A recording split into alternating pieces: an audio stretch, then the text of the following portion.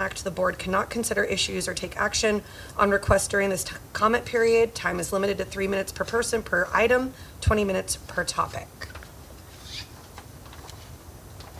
I'm thinking public comment. I'm thinking. Yep. Probably good. Yep. Okay, on to closed You session. can just go into closed. Oh, okay. How we doing? So we are going into closed at 4:31.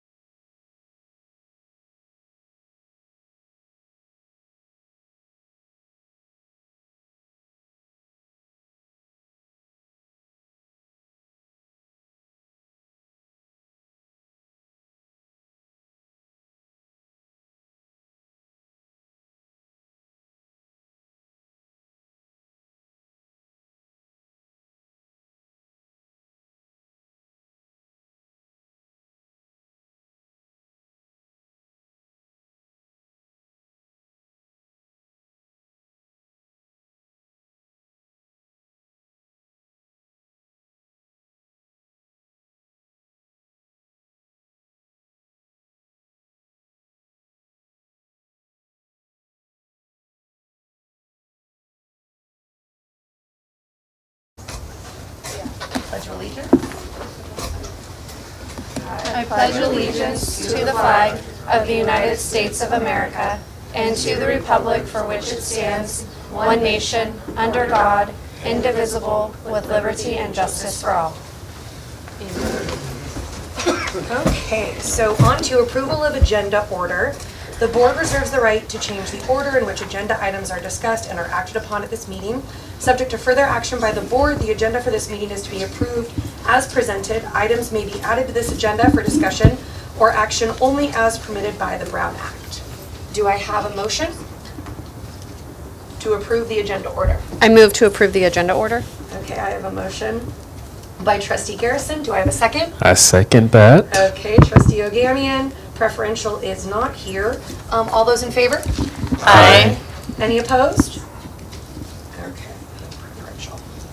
Okay, moving on to public comment on consent and non-agenda items. The public may address the board on any consent or non-agenda item pursuant to the Brown Act during this period. The board cannot consider issues or take action on any item listed or not listed on the agenda. Time is limited to 3 minutes per person per item, 20 minutes per topic.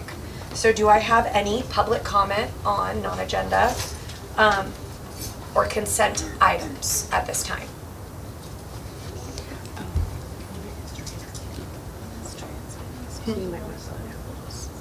Oh, okay, sorry. I'll go. Okay. So ask them if they would like to do the public comment or not. Yeah. Would you guys like to do your comments during the public comment or stay until later on? Ms. Lawson. No, Ms. Lawson. Oh, she's different. I thought you were talking to the students. No. No. Oh. We're gonna make them wait. Parents have talked about it. Okay. Okay. Susanna wants to. Okay. So who do you see to get closer, probably? I can use my teacher voice if I. Can you hear that better? So if I'm a little bit closer? Okay, So awesome. maybe repeat what you did before. Oh, okay. So if any, Closer. sorry. There we go. I'm so used to being able to raise my voice from this far away. So if anyone would like to make comment or public comment at this moment, as opposed to wait until longer into the meeting, you are more than welcome to.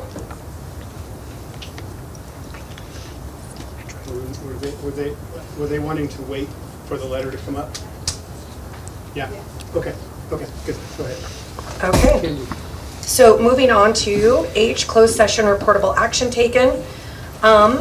There was no reportable action taken, but for H2, final action on student stipulated expulsion agreement, case 2025-03, do I have a motion?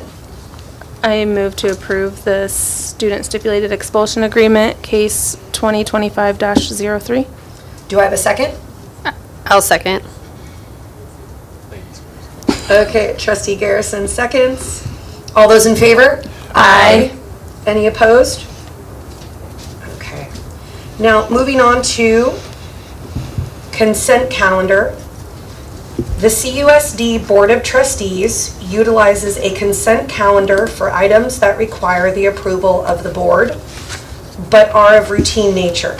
They act upon these items in one vote. Any member may remove an item for additional questions. Board members receive their agendas and backup materials 7 days in advance of our meetings. They have the opportunity to ask questions and to do research prior to our meeting. It is their intent to handle the routine items expeditiously so they have time to address issues that are more serious. So, does anyone need to pull any items, anything that you have questions on? No.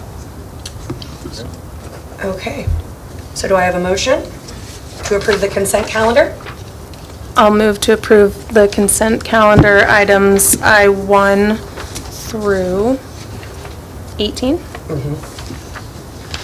And do I have a second? I'll make a motion to. Okay, so second. trustee Sorry. Zekowitz, seconds. Okay, preferential is absent. All those in favor? Aye. Any opposed? Okay. So now on to Association reports. I know CSEA does not have a report for this evening. On to J2, Teachers Association of Cloverdale. Do we have a report?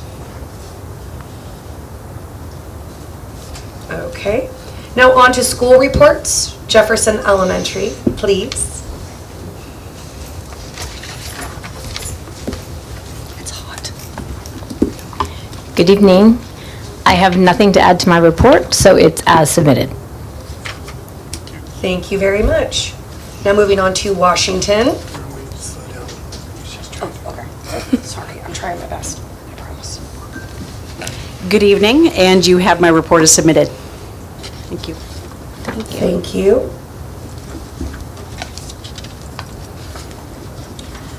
Now on to Cloverdale High School / JEH. Hello. You have my report as submitted and also a PowerPoint. So today we're asking the board to approve the final bell schedule recommendation. And so if we want to click. So here's a brief timeline of what has happened since I last presented to you. So on the far left, special board meeting, I came and talked to you about what we've done on February 20th with regards to tweaking and perfecting. And she's trying to translate too, so. Yes, I'll slow down. Okay, I'll pause. Sorry, Juana. So February 20th, we had a presentation to the board on the work we've done for the bell schedule committee. Oh, actually, I'm going to go through each one.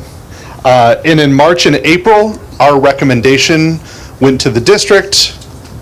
District brought it to negotiations, and TAC, the Teachers Association, and the district went back and forth on the bell schedule. And remember, because we were looking at doing a block, that means every teachers weren't going to get the 45 minutes of prep every day. That's in their contract, which is why it had to go to be negotiated with MOU. On April 11th, TAC approved the MOU in a union vote. And then on April 23rd, in PLCs, the teachers discussed some last minute things. So we gave a feedback survey to students and parents, and we looked at the feedback. We also finalized the minutes. One question students had is, why do the periods end at different times as opposed to being divisible by like 5 or 0? And I kind of explained that if you go 1 minute over a class times 80 school days, that's 180 minutes. And with our new minutes, we're only over like 350 for the entire school year. So one period being 1 minute less to be divisible by 0 equals a lot of time. So that's why our bell schedule that I'll show you has kind of funny looking end times. We also looked at the student feedback on where the advisory will be in the day, whether we want to continue with odd days, even days, or go numerical, like 1, 2, 3 on one day, 4, 5, 6, 7 on the other, or odds or evens. And then also we discussed how the final schedule will look. With the 8-period schedule, it's kind of easy for finals, 2 each day. But with the 7-period, what do? Do you do 3, 3, 1, 2, 2, 2, 1, things like that. After staff did that, we collaborated with the SRJC because the SRJC was waiting for our bell schedule to finish so we can schedule SRJC professors to come teach those classes here. So as the very next day, we sent that to the SRJC and scheduled a meeting so we can schedule our CCAP early college classes. And then you're voting on it today. So this is our final bell schedule. So you can see on Wednesdays and Thursdays are our block schedule, so it's twice a week. And then Mondays, Thursdays, and Fridays are classes, all 7 classes for the whole day. One of the main things we wanted to do is start and end at the same times, and that was one of the biggest feedback we got from parents for consistency. And then we kept the 2, 4, 6, 1, 3, 5, 7, because some of the feedback we got from students is this bell schedule can be kind of complicated, and that provides some consistency. So the parent feedback, that results were mixed. Some parents really liked it. Some parents wanted to keep the current schedule, but were glad we kept some block in. Some were indifferent. And one of the biggest concerns is it's kind of confusing because we've never done this bell schedule before. So one parent had the suggestion of making posters, and we'll make posters and put them up all around the school so people are familiar with the time.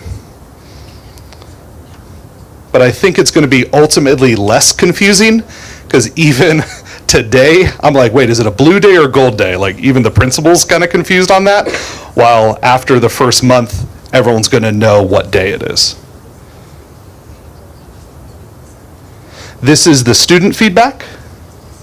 So we asked them 2 questions. When do they want the advisory? Because we were kind of torn on that as a staff, and we decided to go with what the students said, and the students wanted to have it right before lunch. So that's where we put advisory. Some of this, actually go back a little bit. Some of the concerns is the workload. I think students were concerned they were going to get homework every single night. But one teacher was saying, actually, when we went to block schedule, my homework increased because it was every other day for longer times. So that's something we'll work with our teachers on, not assigning, a lot of homework every single night. Another concern students had was advisory time. So we're going from 4 advisory classes a week to 2. And so students use that time. And then just some other little concerns. It wasn't all negative. Some students were fine with it. Some were indifferent. And that's everything I have.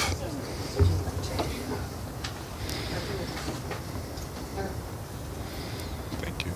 Okay, thank you. So after yours, what do you want me to do now?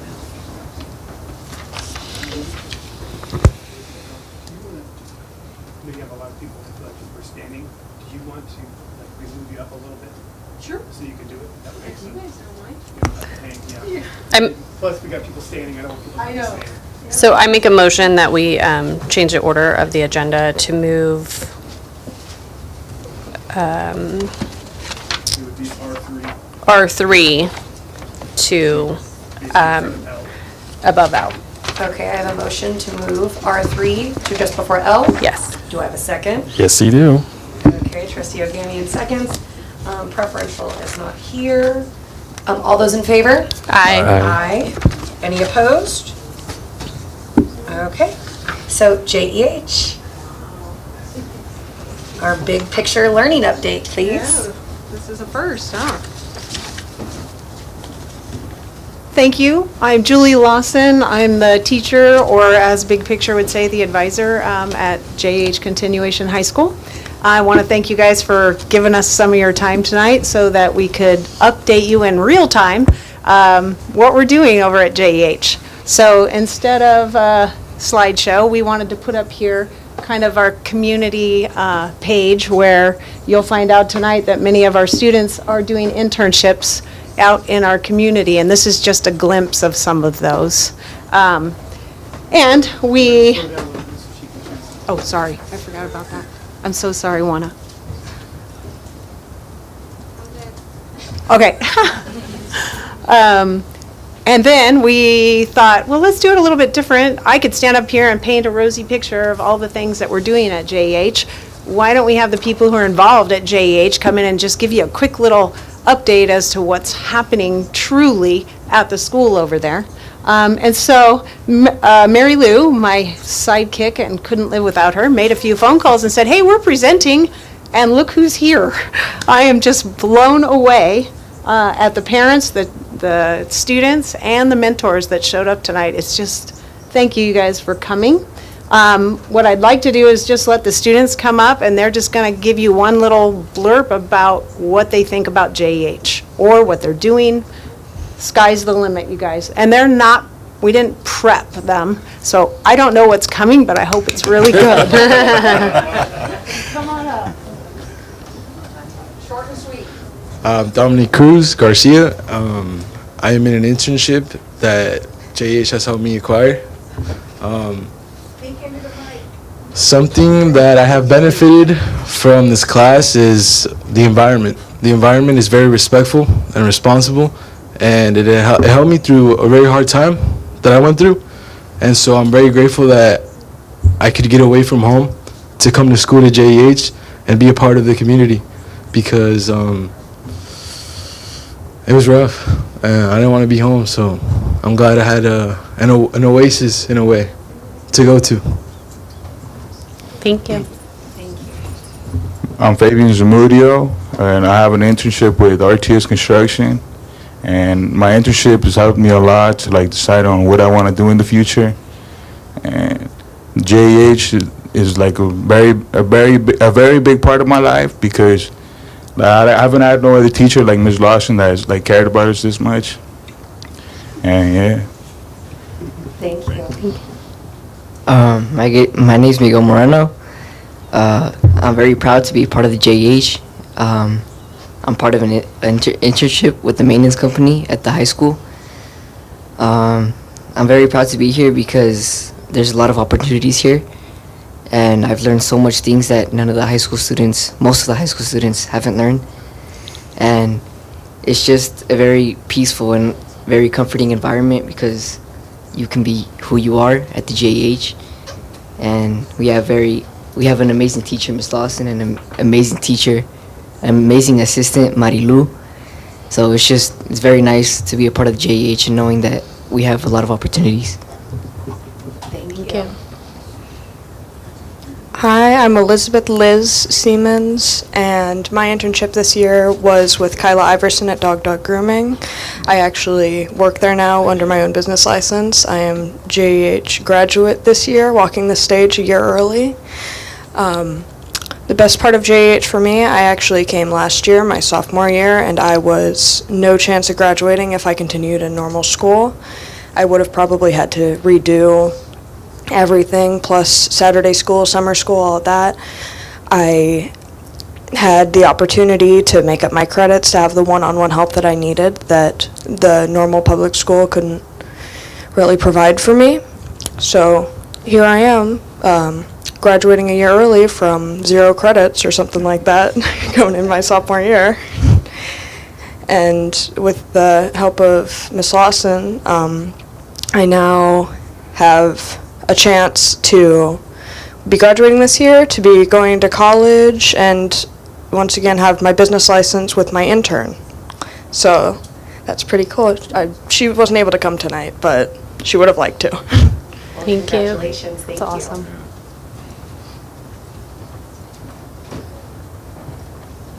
My name's Hunter Webb, and just starting off, if I didn't get into the JEH, I probably would have ended up dropping out. But thanks to Julie and Mr. Stewart, they got me in there, and I finally figured out what I wanted to do as my career path in life, which really helped me get motivated to graduate. And I ended up graduating half a year early.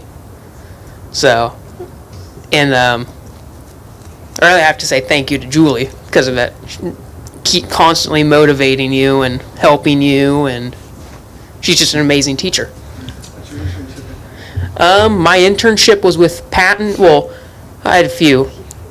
That's good. Last year I interned with JTS Mobile. His name's John Deffley. He's a mechanic, mobile mechanic, mainly working on semi-trucks. So I enjoyed doing that a lot. Then this year I interned with one of my best friends at Patton Vineyard Management as a mechanic there. Interned there until I graduated half a year early and got hired on full-time as a mechanic as soon as I graduated. Yeah, congratulations on that. Yeah, but JEH is an amazing program, and without it, I would not be getting a diploma. Thank you.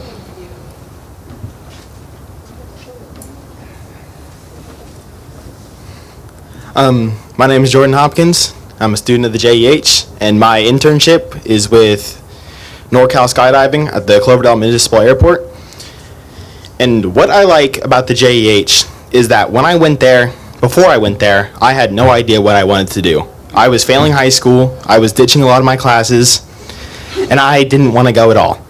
And when I came to JEH, I was asked a simple question: what do I want to be?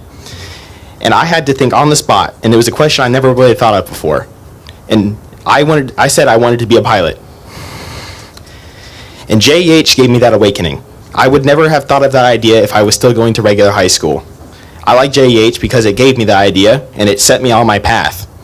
I would have never internshipped at NorCal Skydiving if I didn't go to JEH.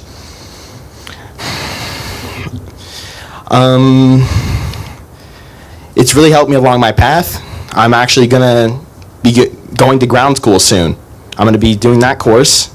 It's the very first step to becoming a pilot. And JEH really helped me along that path. I never would have been around any of this. I don't know what I would have done. I just got a scholarship, $10,000. Wow. Nice. I have a question. Have you skydived yet? No, I would be 18 for that, sorry. Okay. We're all gonna go watch it. I really want to. I will for my birthday. Very nice. Congratulations. Thank you.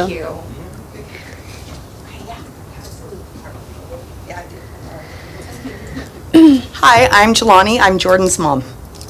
And before Jordan went to JEH, he was failing, and he was not doing well in school. And I had a very low opinion of JEH, as many people in our community do. I did.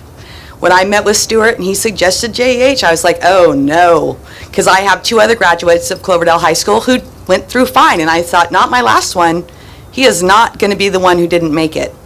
But then, you know, I had to readjust my thinking. We had a meeting with Miss Lawson at the school, and it is the best thing that he and I have ever done, letting him do that.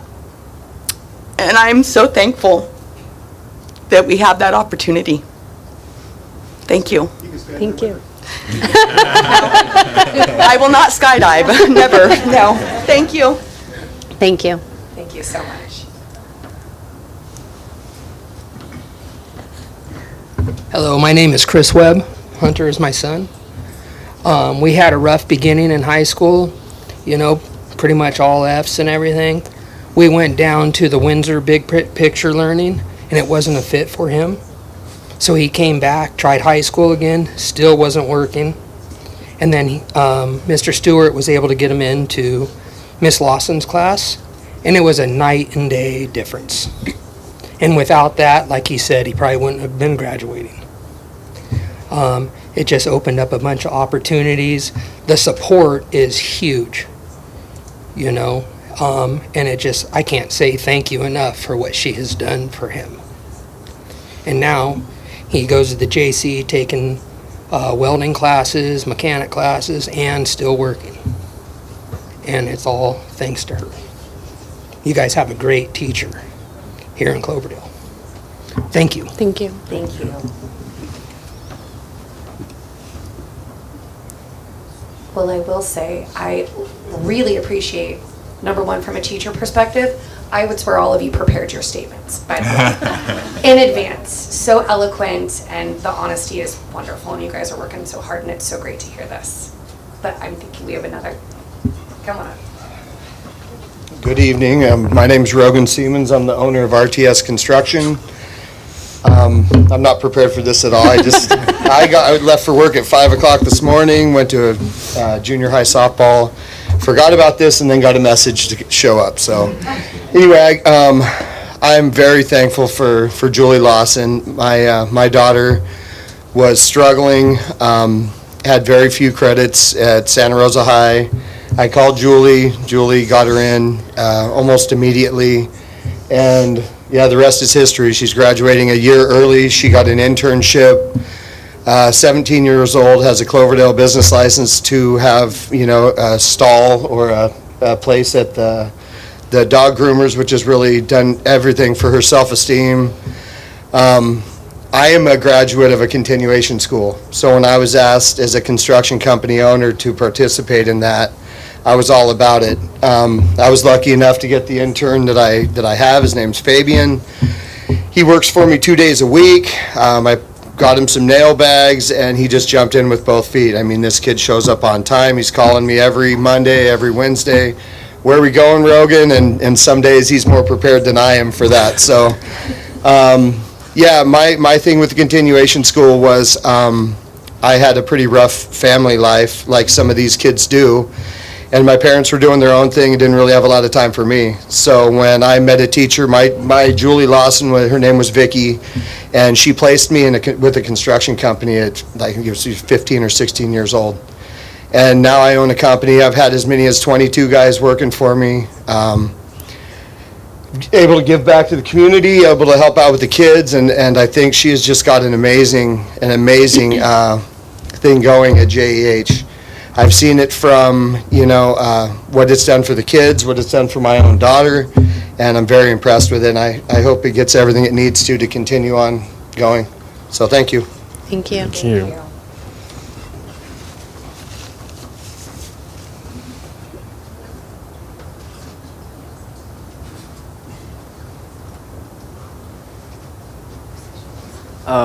I would also like to add that here at the JEH, we have, like I said, a lot of opportunities, and Ms. Lawson treats us more like friends than an actual teacher. She's taught us to learn more about actual life than being stuck in the class.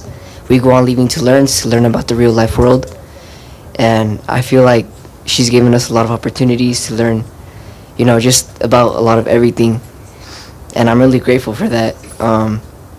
So the JEH isn't really like a school, it's more of like a bonding with a lot of people and getting to have a lot of opportunities. I know I'm repeating a lot of stuff, but it's just really nice to have a teacher like Ms. Lawson to take us out into the real world than just to be stuck in a class.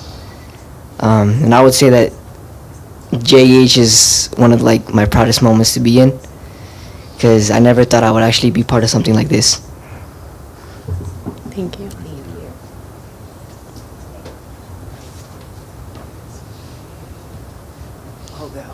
I'm nervous and not prepared. My daughter goes, she's not here tonight, she's homesick. But similar to many of these stories, when she came to JEH last year, she had very little credits, was looking at not graduating, and I was kind of at the end of my rope. So Julie took her in. She's done great. She has a internship at 6th Street Playhouse and is loving that. And I think that's probably going to be her career path. So super happy with the program. Thank you. Thank you.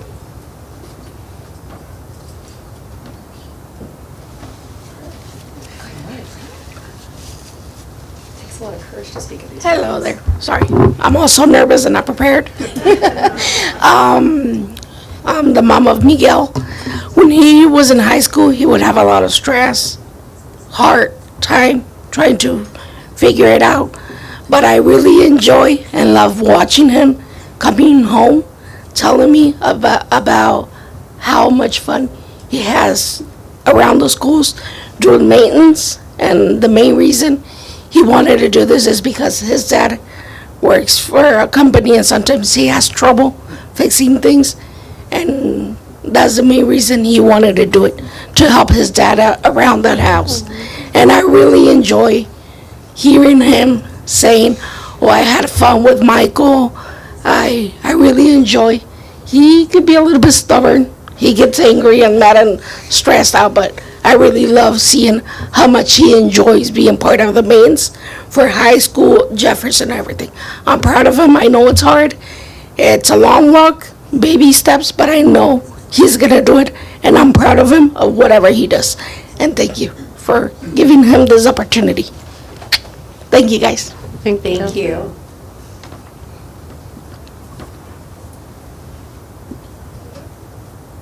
that it?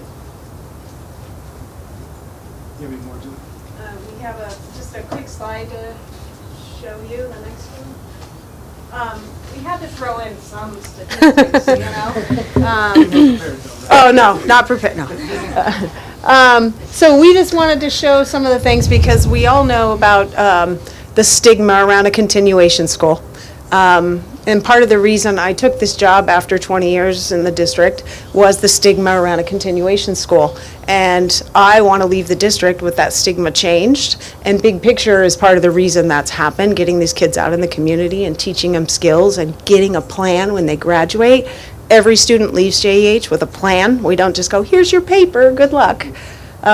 This is just some of the good stuff. We have 100% of students participating in internships. We have one that's working on it, changing, but now they have real-world experiences and skills and mentors that they can reach out to when they graduate. This one is a shock to me. I don't even know where this came from other than planting the seed that you can go to college when you go to continuation school. We have 34% of our students enrolled in SRJC classes this semester. Not one saw college as a path before they came here, and we opened the door and said, yeah, you can do that. I just have a really funny story. As I was going over this tonight before I came here, I had a student text me that was gonna come tonight, and I just wanna read this to you super quick.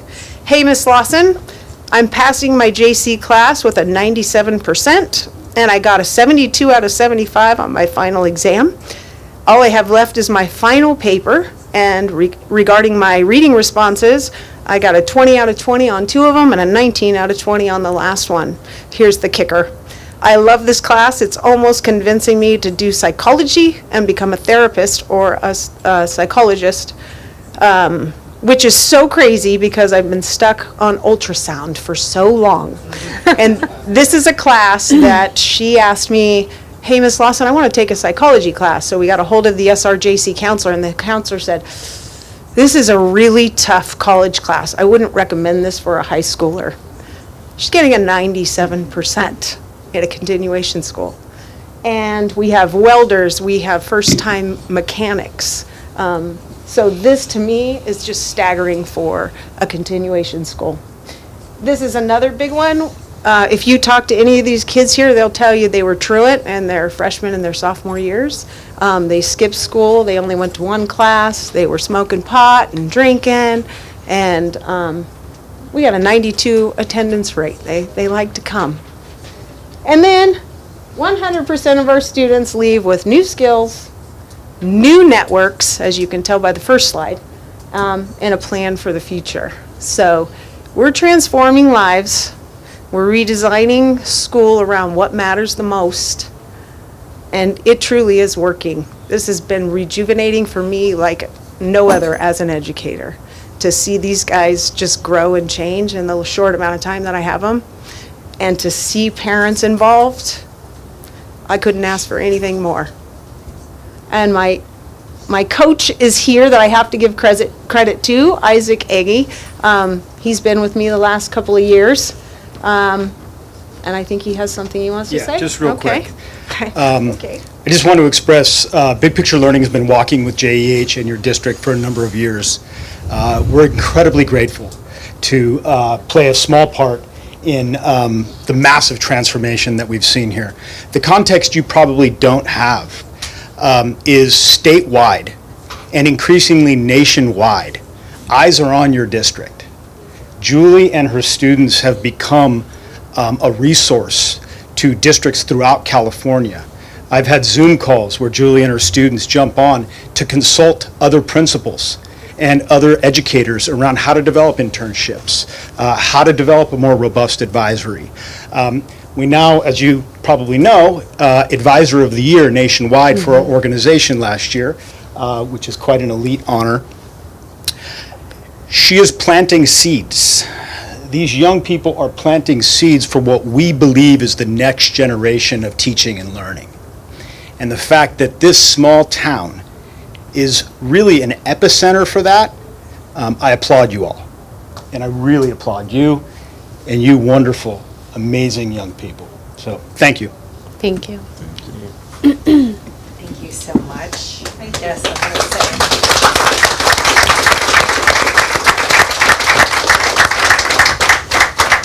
Thank you for all of the comments. It's, again, great to hear from all of you. So we thank you so much. And thank you, Julie, because I was on the board when you came to us and asked if we would look at big picture, and so went on the field trip with you, and the rest is history. I mean, yeah, it's amazing to see where we started and where we're at now. So it's, when you get a lot of support like this. yeah, thank you. Great principal that supports the program as well. So thank you. Thank you.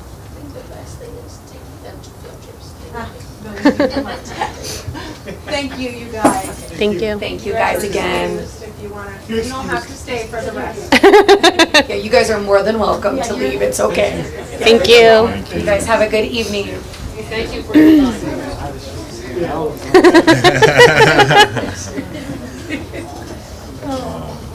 Okay, so moving on to L, Special Education and Student Services Report.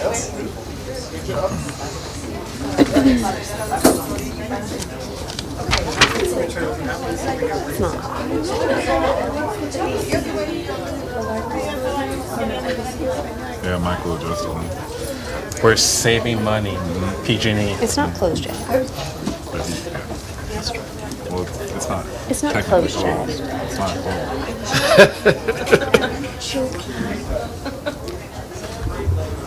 I feel kind of silly after that, saying as submitted. I feel like I should bring some students in or something, but as submitted, unless you have any questions. Thank you. Thank you.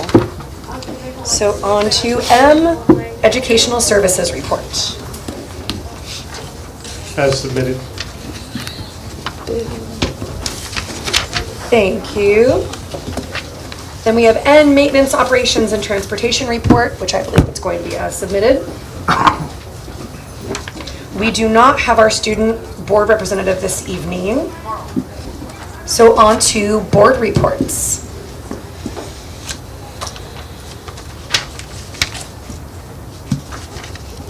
I'll start. The only thing I have to report is that I did pop into a couple places on Community Unity Day. Other than that, I don't have anything else to report. Okay, thank you, Trustee Lopez White. Who would like to go next? I'll go. I was able to go to Portfolio Night. That was a good experience. I think the kids did a very good job of representing their history at the school. Can I say one more thing? Are we okay with allowing that? What do you got? I just want to say that not only am I proud of myself, I'm proud of how much Ms. Lawson has tried for us. So I really want to thank Ms. Lawson and thank all of you guys for listening. And I'm really proud to be who I am because of Ms. Lawson. So just saying that the JEH, not only for us, but I think for other kids would be very good. Awesome. Yeah, thank you so much. Have a good evening. Goodbye. Bye, everyone. Thanks, Steve. You had something prepared. I know, right? He was up there like 3 different times. I like it. So Portfolio Night was great.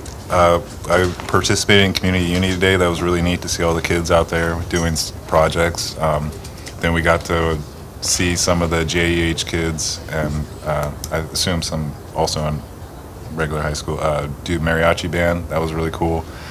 One of the students is interning at the place I work, so it was good to go there and see him outside of that atmosphere and enjoying the music. And yeah, it was a good time. Awesome.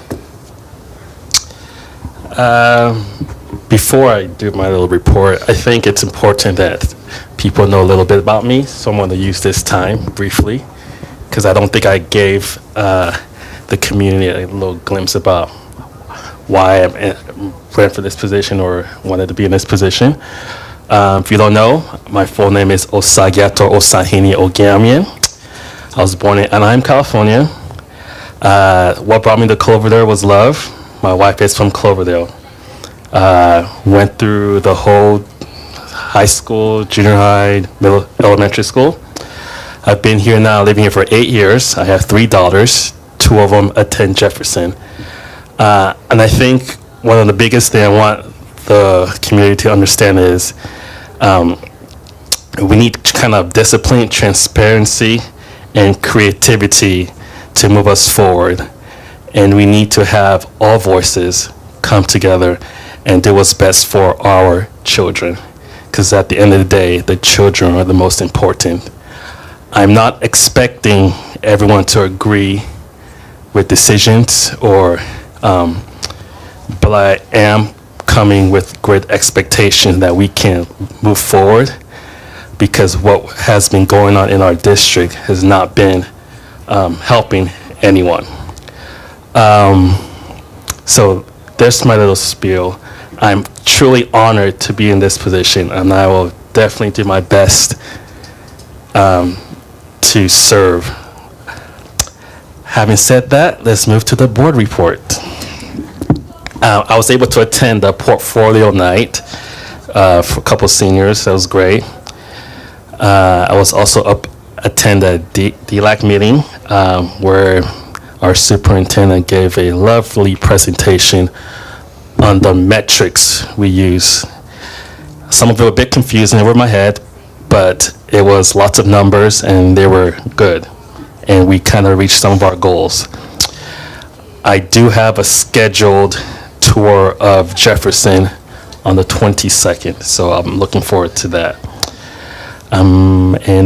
Yeah, that's all I got. Thank you, Trustee Ogarian. Okay, sorry, I'm writing all my notes down. I attended the Measure H meeting yesterday. We are still scheduled to have our start date right after school starts.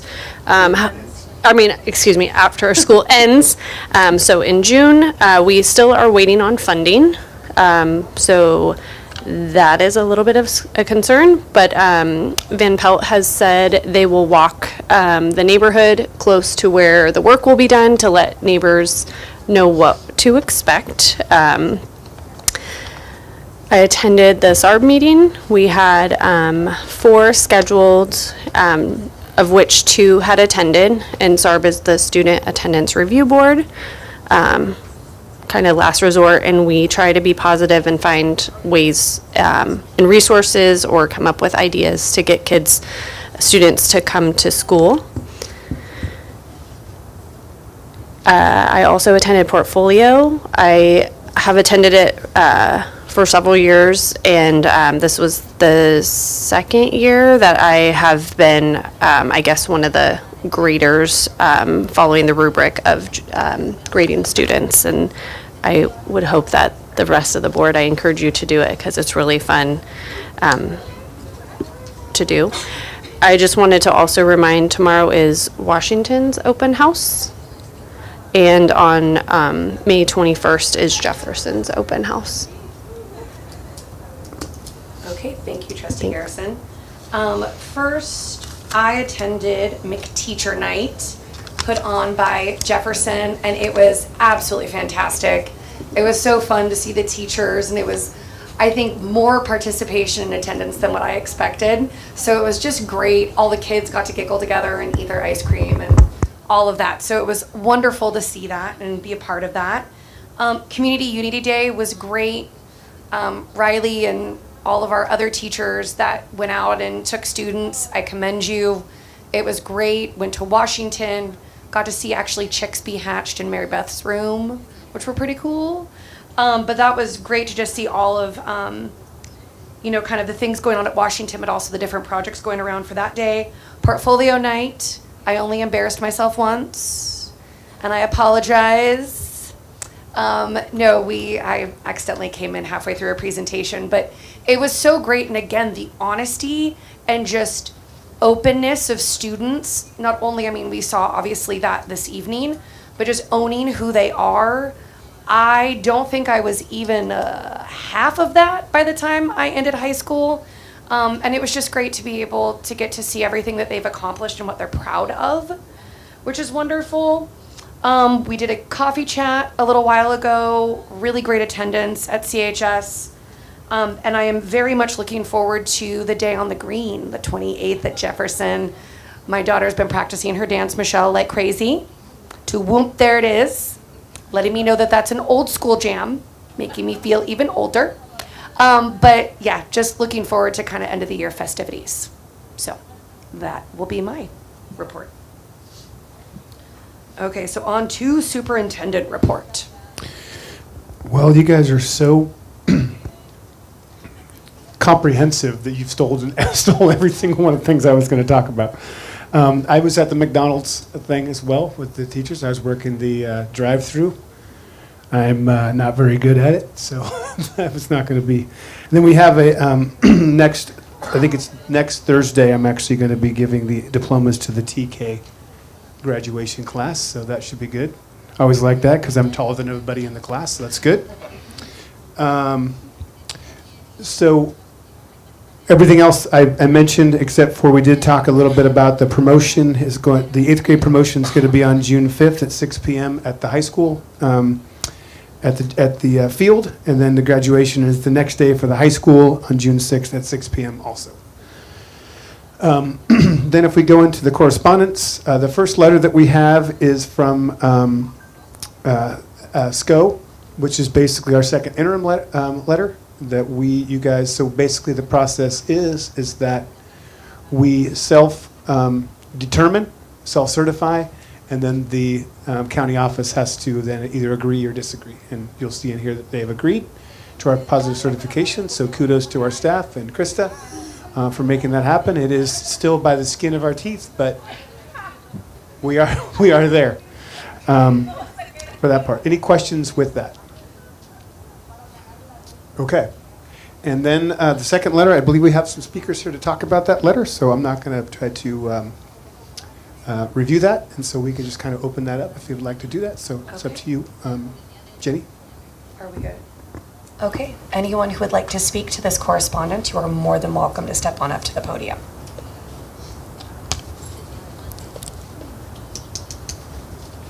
Do you have your interpretation devices? Because the testimony will be partly in Spanish. Yeah, so our thought would be is that we can have, she can come over here and she can also say it in English as well, the parts that are in Spanish to the board.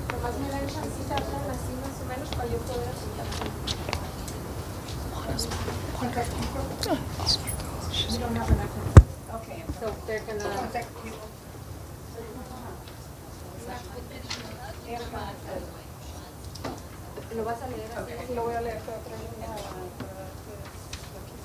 Okay. So,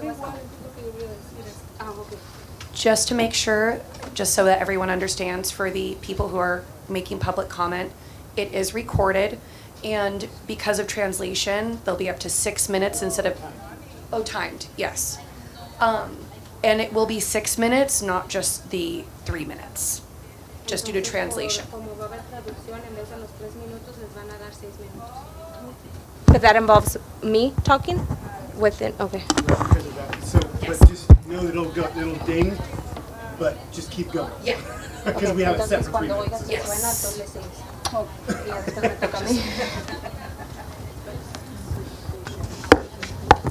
Right, she Yes. has it in writing. Oh, okay, perfect. And then if you could state your name, that would be wonderful as well. Hi, my name is Susana Oseguera. Soy mamá de dos estudiantes. Hi, my name is Susana Oseguera. Soy mamá de dos estudiantes en high school y otro en middle school. Siendo muy activa en la escuela, ahora soy vicepresidente de ILAC. ¿Puedes traducirlo? Me espero, tú lo traduces. You want her to do the whole, she gave me a copy of what she's reading. Yeah, go ahead and have her read it, then you can read it afterwards. Okay. Que lo leas todo. Okay. Estoy aquí por la decisión que se tomó de contratar en un enlace bilingüe que no ha sido de mucha ayuda para nosotras, ya que hemos experimentado varias dificultades de mala interpretación. Es importante que seamos escuchadas y tomadas en cuenta, porque esto impacta directamente a nuestros estudiantes.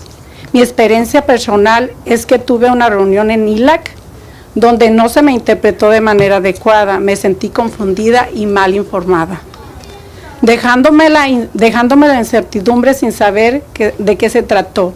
Esto puede seguir pasando en un distrito donde la mayoría somos familias hispanohablantes. Es importante que el personal y principalmente el enlace bilingüe sea entrenado basado en las necesidades de las familias. He tenido experiencias donde jóvenes me han traducido. Creo firmemente que no es la responsabilidad de ellos.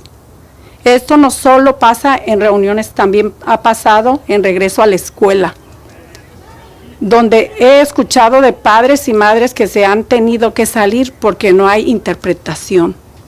Mi mayor preocupación es que hemos expuesto estos temas sin ser escuchados, sin tener cambios y soluciones.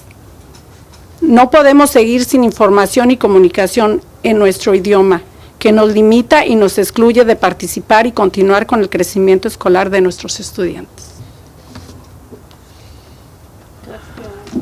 Thank you. Do I go up there? Yeah. Hello. Okay. Hi, my name is Susana Ceguera. I'm a mother of 2 students, one at the high school, one at the middle school, and I'm a very active parent in both schools, as I am the vice president of ELAC. I am here because of the decision that you guys took to hire a bilingual liaison. That hasn't been a lot of help for us. We have experienced various difficulties of having bad interpretation. It is very important that we are heard and that we are taken into consideration, because this impacts us directly and our students. My personal experience that I had at an ELAC meeting where I wasn't interpreted in an adequate way, I felt very confused and didn't have the adequate information, leaving me with that uncertainty, without knowing what the meeting was about. This can't be happening in a district where the majority of our families are Hispanic. It is important that the staff and mainly the bilingual liaison is trained based on the necessity of each of the families. We have had experiences where teens have translated, and I firmly believe that this is not their responsibility. This hasn't just happened at meetings, it also has happened at back to school nights, where I have heard mothers and fathers that have had to leave back to school nights because they didn't have the proper interpretation. My major concern is that we have exposed our concerns and we haven't been heard, and we haven't had the change or the solutions. We can't continue without this information and communication without our own language, because it limits us and it excludes us from participating and continuing with the and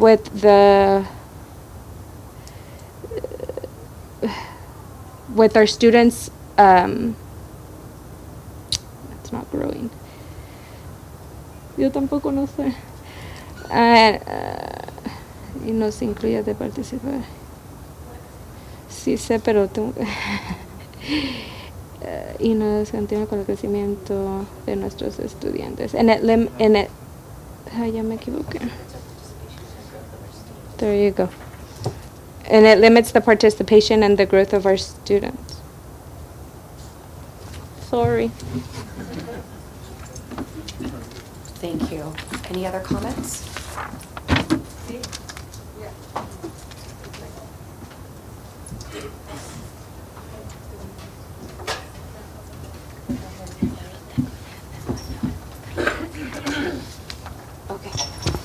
Just so you know, I fixed the clock, so it's gonna ding, but just keep talking. Okay. They also had a question whether you guys read a paper that they submitted on August or April 30th to the school district. It was signed, but they're just... It's in a packet. Yes, we read it. Okay. What case? And could I have your name first? Yeah, I'm Alexandra Reese. So I'm a student. I was a student here and was part of class of 2022. I'm here to share my personal experience of translating for students who recently arrived from Mexico or any Spanish-speaking country. The first time I had to translate for a student was in 7th grade in my math class. A new student had just arrived from Mexico, and she didn't speak much English. Because I had high grades, the teacher asked me to help her. I translated worksheets, homework, and lecture notes. I had to make sure to write down everything the teacher said so I could explain it to her later. If she didn't understand anything, I had to either try to explain it myself or ask the teacher on her behalf. and then translate that response. Sometimes the teacher even had me translate worksheets so that student could practice at home. And that's where I felt like it was beyond my responsibility, especially since I had my own assignments and other classes to worry about. A similar situation happened in my freshman year. My geometry class, we were working on a big project that involved math, writing, and then we were using a laser to cut out shapes out of the wood. In the middle of this project, we got a new student from Mexico, and again, I was assigned to translate and help her. The early stages of the project were the most difficult, and I had to spend most of my time helping her understand the material. She unfortunately showed little interest in participating, and I let the teacher know, but he told me to keep helping her and trying to encourage her. Initially, he had told me I would get extra time to complete my project since I was helping her, but when the due date came and I wasn't done, he refused to give me the extension, and he said that he had never promised me that extra time. Because of it, instead of getting an A as I expected, I received a B-, while the student I had been helping received an A just for trying, even if she didn't she completed like half of the project. And I know this issue is still ongoing because I have two siblings who are currently in 10th grade, and they have let me know their concerns. They have had to translate for new students or even at parents' event. I don't think it's fair to have students translating when they already have to worry about their classes and assignments. It should be something the school does and be people who are capable of translating well. Thank you very much.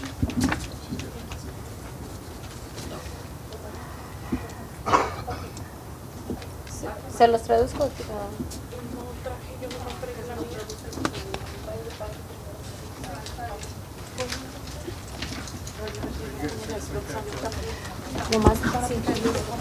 Why are you going to translate that? What she just read? They said not. Oh, they don't They need were that? okay. Okay. Yeah. Just making sure. Entonces, ya. No sé. Ya puse nerviosa. Pues vente conmigo. Ah, ok. Nomás habla Despacio. ¿Sí? Le sigues, pero nomás está muy sencillo. Ok. Estoy nerviosa, ¿eh? Bueno, primero que nada, buenas tardes. Mi nombre es Juana Álvarez. Soy una madre activa en la comunidad y actualmente me desempeño como presidenta de ILAC en la escuela primaria Jefferson. Tengo 3 hijos que estudian en este distrito, por lo que me siento profundamente comprometida con la educación y el bienestar de todos los estudiantes y sus familias. Quiero expresar mi preocupación. Are you going to... ¿Me prestas tu hoja cuando acabe? Sí. Okay. She's gonna give me her paper. Quiero expresar mi preocupación con respecto a la traducción, que he vivido situaciones en las que la calidad de la traducción sobre el nuevo enlace ha sido deficiente, lo cual me ha dejado con dudas sobre la precisión de los mensajes que queremos comunicar. Es preocupante para mí no poder confiar plenamente en la información traducida, ya que esto puede generar confusión, malentendidos e incluso decisiones equivocadas. Por ello, considero fundamental que las personas encargadas de traducción sean profesionales titulados y capacitados con los conocimientos y habilidades necesarias para desempeñar esta labor de manera eficaz y responsable. La traducción no es solo una cuestión de lenguaje, sino también de equidad y acceso. Las familias que no dominan el inglés merecen tener la misma claridad y comprensión que los demás. Agradezco el trabajo que se realiza la mesa directiva y espero que se pueda tomar en cuenta esta solicitud para asegurar una comunicación más precisa para todas las familias. Gracias. Thank you.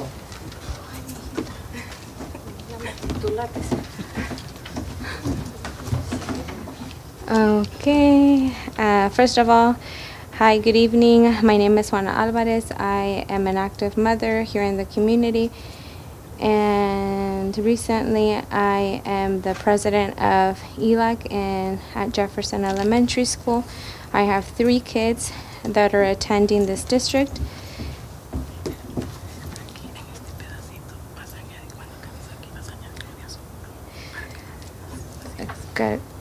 Calidad de la traducción sobre... Okay. Can you put the mic closer, please? Fine. Thank you. I'm nervous. Okay. I have 3 kids that are going to school here in the district, and I am profoundly committed to their education and their well-being of the students and the rest of their families as well as mine. I want to express my concern with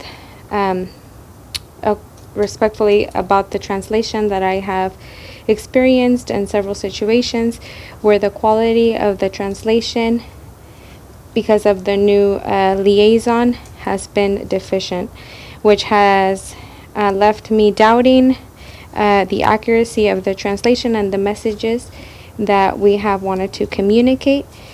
It is worrisome for me that I can trust fully the information that has been translated, because this can generate confusion. We can understand things in a different way wrongfully, and it can be not an adequate translation. Because of that, I consider that the people that are in charge of translating, that it's fundamental that they are trained and are accredited to train and certified to train with all the knowledge and necessary skills for their performance in this kind of job. So they're more responsible in the way they're translating. The translation, it's not only about language, but it's also about having access to the right translation. The families that aren't dominant in the English language need the same clarity and understanding as the rest of them. I really appreciate the job that the board does, and I hope that they can take in consideration what we're asking for to assure that the communication is more accurate for all our families. Thank you.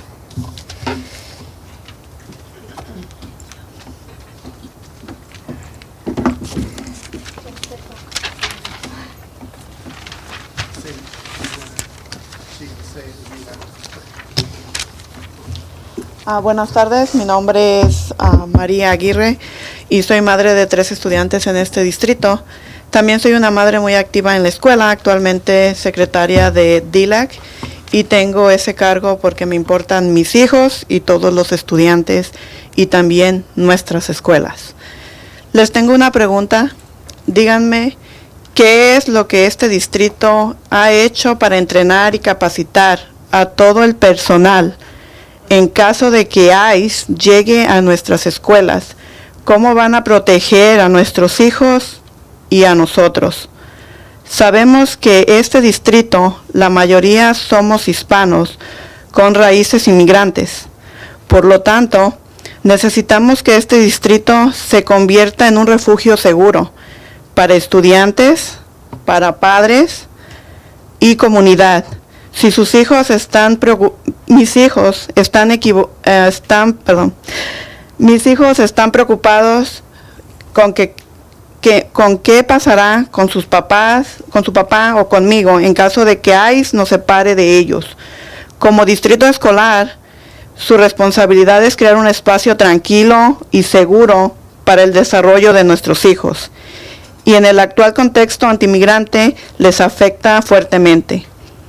Es momento que este distrito haga lo que otros han hecho, que se apruebe una resolución para ser un refugio seguro, que evite separaciones de familias y más traumas en nuestros hijos, sus estudiantes. Aquí les puedo facilitar un ejemplo de cómo es una resolución. Ya sé que nuestro distrito escolar lo puede hacer mejor y esa es su responsabilidad también.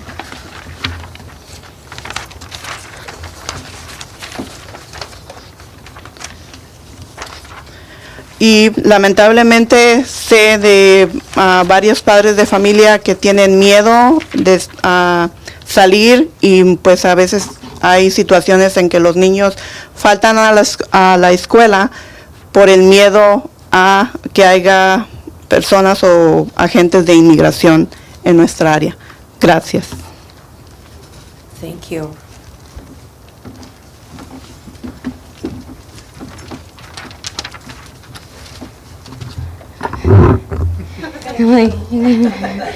Okay, my name is Maria Aguirre. I am a mother of 3 students of this district. I am also an active parent of the schools. Recently, I am the secretary for our DLAC, and I decided to be the secretary because it is important that my kids and all the students. It is important for me to be the secretary because I care about my kids and all the students in this districts and the schools. But I have a question for you guys. Tell me, what is the district or what has the district done to train all the staff of the district in case ICE comes to our schools? How are you going to protect our kids and ourselves? We know that in this district, the majority of us are Hispanic with migrant races, which means that we need this district to become a safe haven for our students, our parents, and our community. My kids are worried what's going to happen to their dad or with me in case ICE separates us, in the case that ICE separates us. As a school district, you have the responsibility to create a calm space and a safe space for the development of our kids and our anti-immigrant families that are affected. In this moment, we want the district to do what other districts have done and approve a resolution for this district to become a safe haven. For you guys, we want you guys to avoid separation of families and then reduce that trauma of our kids. And we believe that would happen by us becoming a safe haven. And I can facilitate one example of this resolution, and that's when they passed out the paper. And I know our district can get this done, and it's your responsibility as well. And unfortunately, I know of several parents that are scared, and that's and that's one of the major reasons why their kids have been absent, because of the fear of ICE agents being around the area here at the sites. Thank you. Any other comment?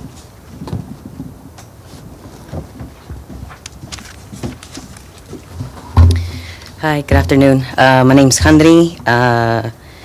I am a community organizer with the Migrant Justice Initiative here supporting the mothers and students who have brought forward their concerns regarding language interpretation, language justice within their spaces. I would also like to further echo the push for a sanctuary resolution. I have been working closely with youth organizers from the Santa Rosa City Schools District and the Roseland Unified School District who have pushed forward and incorporated safe haven resolutions. And just for perspective, we know that Santa Rosa City Schools District is pretty big. Cloverdale is pretty smaller. It's a lot smaller. It's a lot more possible to create that safe haven ecosystem of preserving safe spaces and ensuring the safety of our students.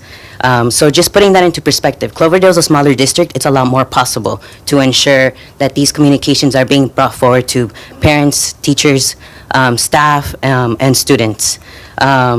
This was mainly something that has been pushed forward and brought forward from the students within other districts.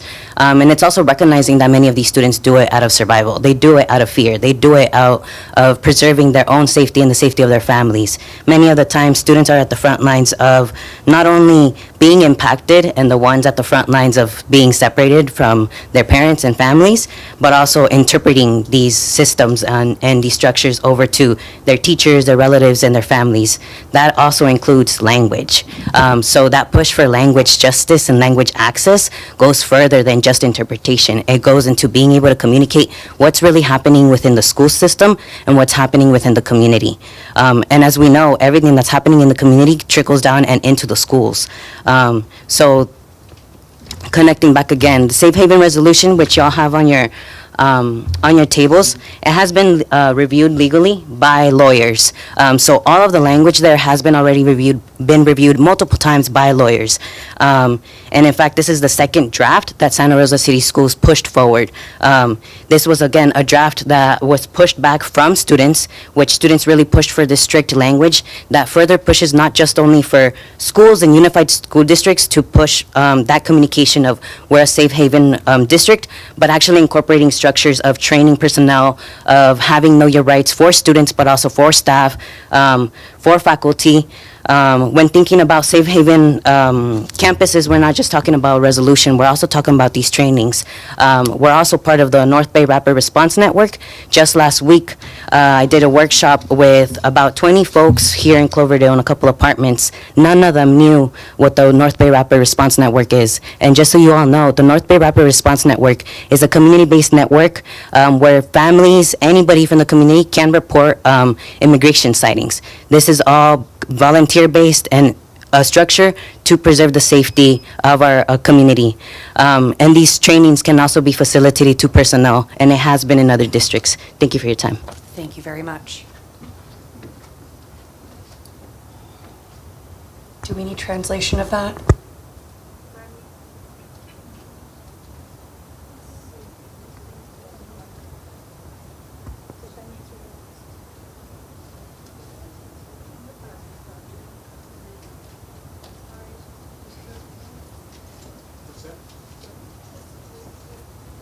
I can also say my public comment in Spanish. I can also say it in Spanish.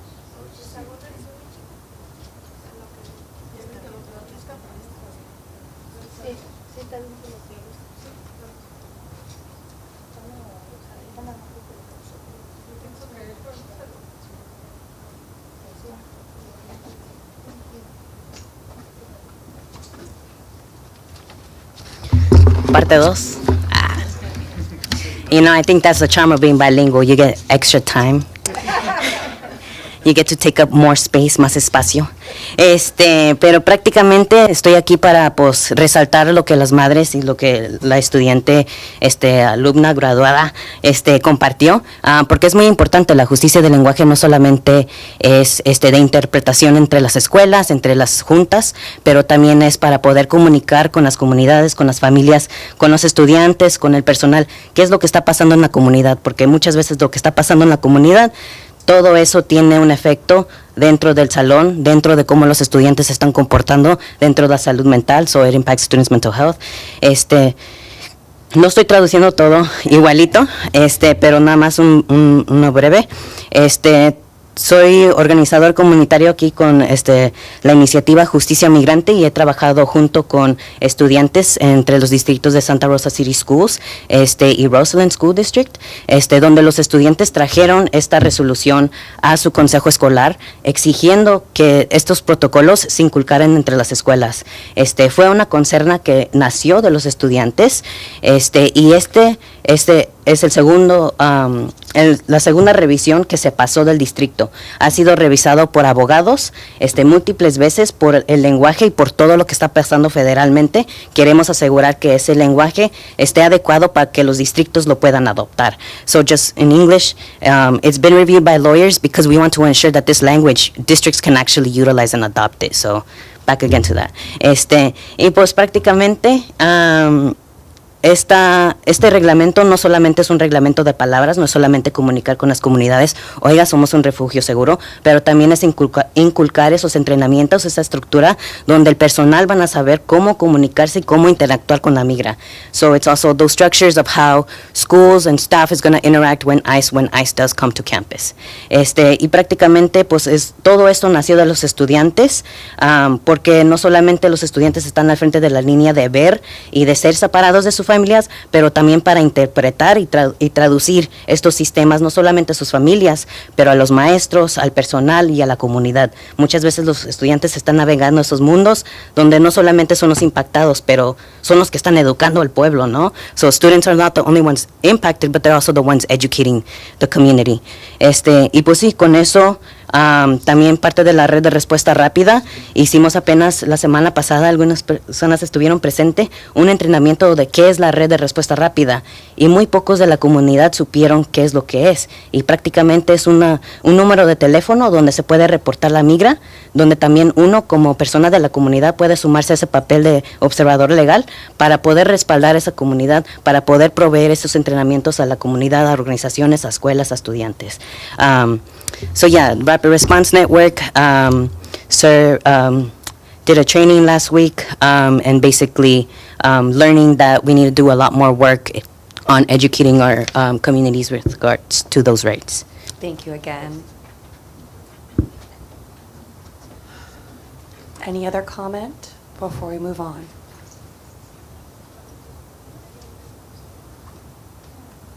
Thank you guys for speaking this evening. Okay, so moving on to report discussion items. R1, Measure H update. Could I ask a question? Oh.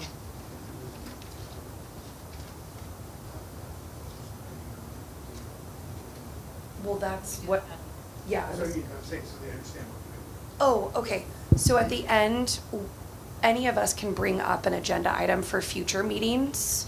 So if you would like to stay until the end, you are more than welcome to. If not, if something does get put on for future agenda items, it'll be on the next agenda packet. Just making sure.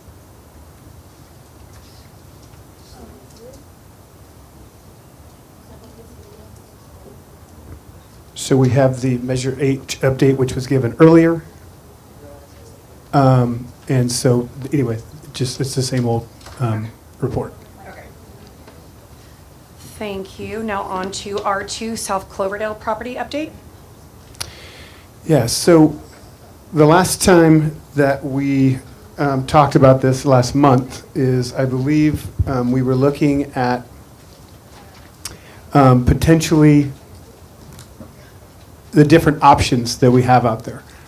Now, I did do a little bit of research and reach back out to that company we had before that came and remember did a presentation about employee housing. So Calistoga School District actually has a 10 or 15 acre parcel, much similar to what we have, unincorporated, basically just bare land. They are actually, it's going to go a little confusing, so hang in there. So what they're doing, there's a couple different things. You can either sell the raw land to a developer, let's say, right?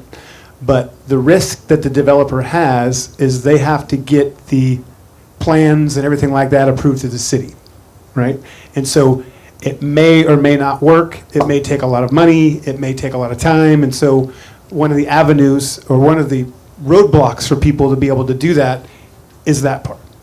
So what Calistoga is doing is they are, and I don't remember the terms, so don't hold me next to the terms, but they are basically developing the property, streets and getting all the plans and everything like that. Not making the streets, but getting all the plans and stuff, working with the city because of the public agency to public agency thing. And then they're gonna make a deal or then take it out to bid that if any contractor or developer wants to develop that, they would make, let's say, I think up there they're using 10 homes, for example. They're not doing apartments, they're doing homes in there. And so they would, quote unquote, sell that to them already kind of permitted and everything like that too, so somebody could kind of come in and hit the ground running. And in payment, they would get 10 houses, essentially.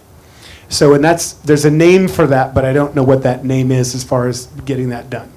So that's an option, and apparently not apparently, from what they're saying, I did talk to the superintendent up there in Calistoga, and that's a lot more attractive to builders and to the developers if we get it to that point.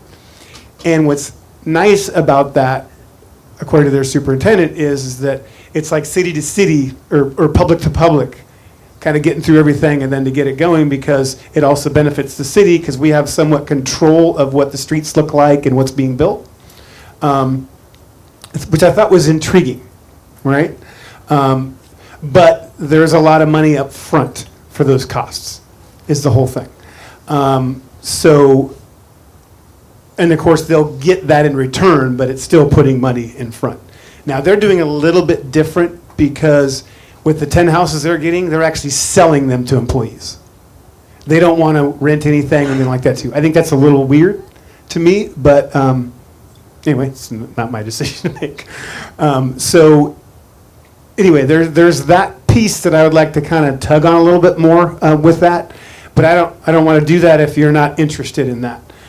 It would be tough for us, I think, because of the money up front, and I don't know if there's a way to kind of have to work something out with the developer such that we kind of, you know what I mean, help with that plan. Anyway, it takes a little bit more than me, but I don't want to spend my resources, not money, but my resources in trying to look into that if that's not something, because that's a fairly involved project.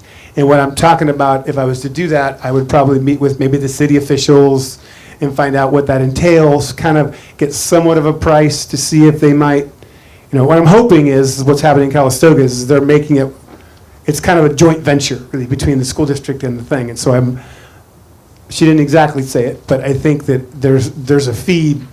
It's not like full-on fees like a developer, private developer would have. So I hope I'm explaining that right. But again, it's not going to be free per se, but I don't think it's going to, in the end, I don't think it would cost us anything. I don't like the selling of the part, but I do like maybe like condos or condos doesn't sound right, but townhomes or things like that too, or apartments or stuff like that. Anyway, just kind of thought on that part. So I don't know if you guys have any comments on that or direction. Is there any way at the city school subcommittee that can be brought up, like just as an agenda item or a discussion item? Yeah, but that's this is more the planning kind of department thing. So I think I would start with the city manager to see what he thought. That's more about like facilities and equipment and things like that to share. This is a little bit more in the like I said, the planning committee kind of thing. I think it's a little deeper than that. Okay. That's more like safe routes to schools, for that part. It's an interesting concept, and what I'm going to try to do is I'm going to try to get their kind of PowerPoint thing just to kind of show you what they're doing so you can kind of see. And again, I'll think of that term that they use, but it's something to do with where you, anyway, I'm not even going to try to attempt it. Anyway, other questions you guys might have, if that's something you want me to, I really would like some direction as far as if you want me to do that. If we are interested in selling, I think we need to start that process, because like I said, it's going to be 18 months for that. Not difficult, just a lot of box to check and a lot of compliance with that. So, and I can also we can just sit on it too and not talk about it for a few months, but or a year or whatever, or never. Because I have been talking to the chief about fire mitigation and stuff like that. I don't think that's too much of an issue as far as just, we're going to have it around the outside, right? We're not going to do anything on the inside, but that seemed to have worked last year. And like I said, we do have, the tribal housing has like a 24/7 security. I don't know now because they're open now, they have residents, which again, residents kind of help keep an eye on things too. So anyway, any feedback or thoughts? I think I would just be interested in how much that upfront cost we would be looking at Okay. for those plans before I really knew if I wanted, just my own opinion. If we wanted to The planning go. stuff we're Yes. talking about, yes. Correct, okay. Because if it's not feasible to us to even do the initial, I want to say that Upfront. she says it's around $1 million in. But I don't know if, I'm also not clear. but if they're we're not doing in this- Calistoga But I'm though, also too. not clear if they're actually putting in the infrastructure, right? Right. They're putting in like the roads and the infrastructure that way. I'm not sure on that. But anyway, but yes, I can certainly find that. Okay. But you are very correct in the fact that we're not Calistoga. in the Yeah, sense so of- maybe it's not that much money. I know. But, and then also, is there, I don't know if there was someone that would be able to present to us, like the process where we could ask the questions to? Yes, but I To think we're get 'em- getting close to the point where I think they're going to start wanting to charge us to come in, right? Oh. It's one of those things where I think that they don't mind helping out a little bit, but at some point it feels weird to me to kind of keep asking them to provide yeah.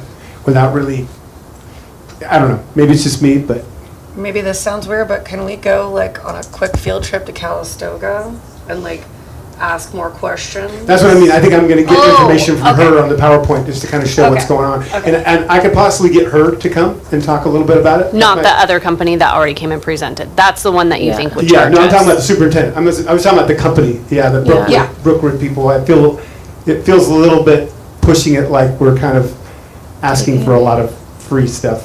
But I'm almost positive I could get Audrey to come down and talk a little bit about just her project. That Because would they've be already great. been public with their project too. So, or at least get her some of her information that I can share with you guys through that. I don't know how she'd feel about presenting to a different board. But, yeah. It's just nice that it's so close, right? That it's so close to be able to do that. And relatively, I mean, they're smaller than we are, but relatively similar as far as size goes. And I want to say theirs is probably 10 acres. I want to say maybe 15, not as big as ours, but theirs is just a flat, really usable, entire usable piece. And then I don't know how anyone else feels about it, but is there a possibility of splitting that property and selling part of the property to fund the initial fees that would go up front? Because I don't think we would be building up on that hillside necessarily. There's always a possibility, that you would incur more costs to do the splitting also, Okay. remember? Because you'd have to split, and I don't know down there if it's zoned to split, you know what I Right. mean? It's not as easy as just, Yeah. and I don't know how attractive it would be to sell the half that has a mountain. What about Because the potentially big- partnering with like the county or something about like open spaces? Well, there is that Or- part too, which I think, that's, to me, is another way to kind of do it too, is to look at the, was it called open spaces? I think it's or- open spaces. it's- Anyway, something like Land- that, yes. something. So there's a It's bunch of this- different avenues. Sonoma County Open Space Yeah. District. Thank you, yes. And so, and there's also a land trust one too, I think. Sonoma County Land Trust. Yes. Yeah. Yeah, there's a lot of different options. I'm trying to, I don't want this to become my job. Well, now I have another question for you about That's it. fine. Since we have this property and really nothing's going on out there, is there interest from our cross-country teams at the middle school or the high school, or anyone in our district wanting to look at a new cross-country course out there? But you'd have to. Not put in- long-term, I mean, it's not necessarily You'd have to put long-term. in some, Our current high school one and It middle would school be- one is in the middle of a vineyard.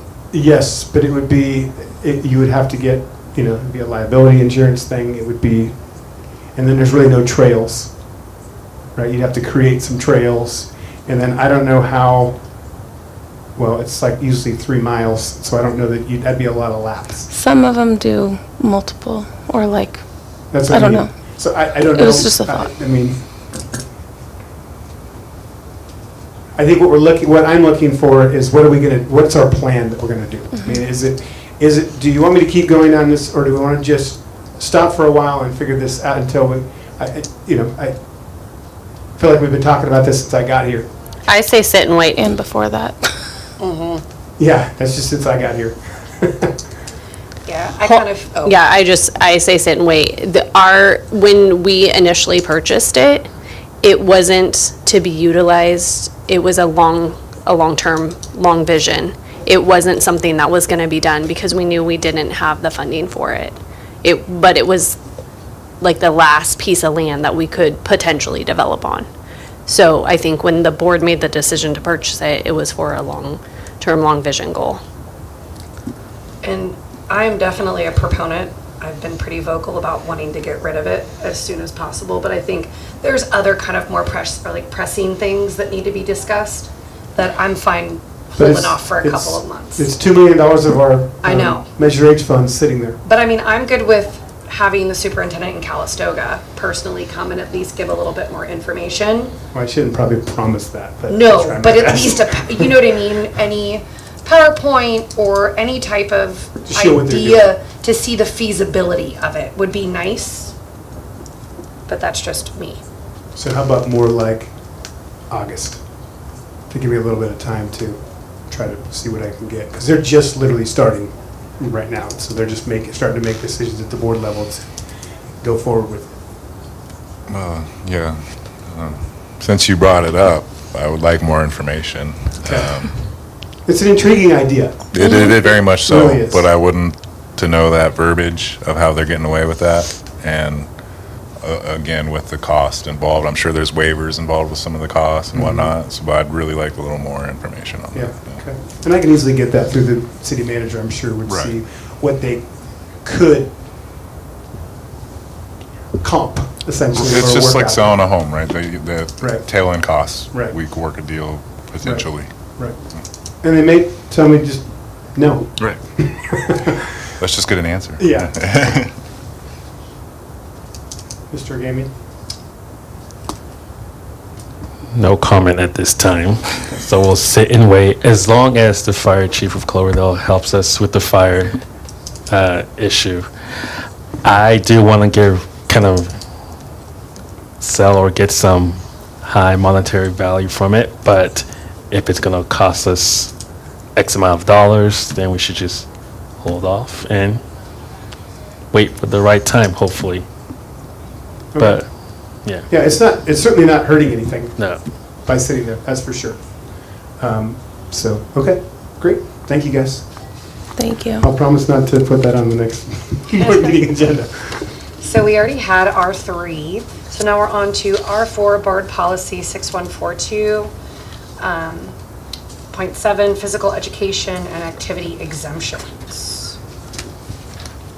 So, again, we had this on last time, but actually. I know, we're here. I asked for it to come forward. The only, I just wanted clarification because we had a teacher express concerns that the proposed Bell schedule. bell schedule and, would you call it a waiver, a physical education waiver for the sports, didn't meet our board policy or didn't align with our board policy. Correct. So I just wanted clarification on making sure everything aligns so that we are operating within our board policy. Yeah, so if you look at the second, which is actually page, I think it's 104. Yep. Yeah. Backside of that. That says other exemptions that the superintendent or designee may grant student an exemption from physical education under the following special circumstances. And Mr. Harper and I figured out what the minute-wise and everything like that too, and it does fall under that. And historically, apparently, we have done that. Wouldn't the previous the block schedule have also conflicted with what that teacher's concerns was? Because they weren't necessarily having PE every day with that block schedule either. Yeah, I don't, yes.